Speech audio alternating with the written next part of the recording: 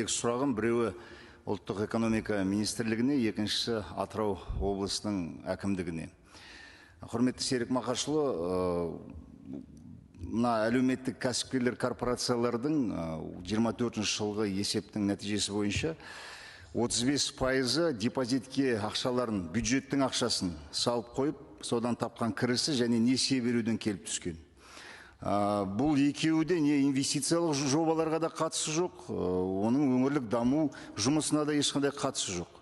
Сонда осы, мен бір мысал келтірейін. Ақтөбе корпорациясының 2 миллиард тапқан ақшасының 1 миллиард 700 миллион теңгесі депозиттен түскен пайда. Өзінің кірісі жоқ деген сөз.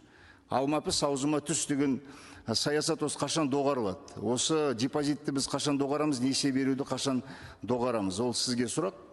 Және екінші Атырау облысына сұрақ. Мемлекеттік қызметкерлерге коммерциялық мекемелердің басқару жүйесіне қатысуға тыйым салынған. Бұл коррупциямен күрес заңнамасында қарастырылған норма.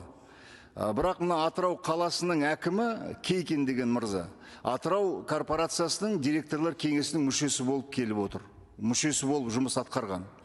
Осыған қалай жол берілді? Мен түсінбеймін, қалай бұл әкім осы мемлекеттік заңмен қойылған талаптарды білмегені ма сонда? Осы жағын түсіндіріп берсе. Рахмет. Серік Мақашұлы, сұрағына жауап беріңіз депутаттың. Расында біраз СПК-да ондай бар. Қаражатты жалпы айтқанда СПК не үшін жасалған, не үшін құрылған?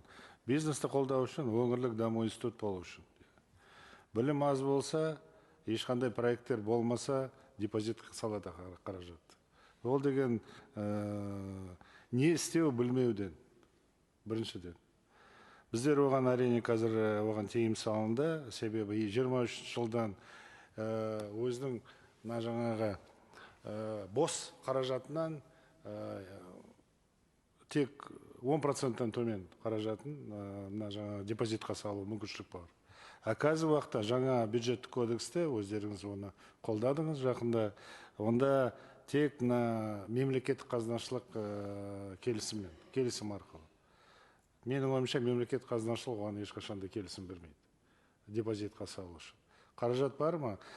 Оны жұмсау керек, бизнесті қолдау керек, өңірді дамыту керек. Бірақ қазіргі уақытта біздер үкіметте жаңа реформаны ойлап жатырмыз қазір, подходтарын. Келесі жылда бірінші кварталда сіздерге келеміз, бөлісеміз. Жаңадан жаңа көзқарас СПК қалай болатын ертең. Өңірлік даму институты болса, ішінде не қалады, қандай функциялар қалады, қандай функцияларды алып тастаймыз. Рахмет. Екінші сұрақ Атырау облысының әкімдігіне ғой. Микрофон қосыңыздар. Қайырлы күн, Ерлан Жақанұлы.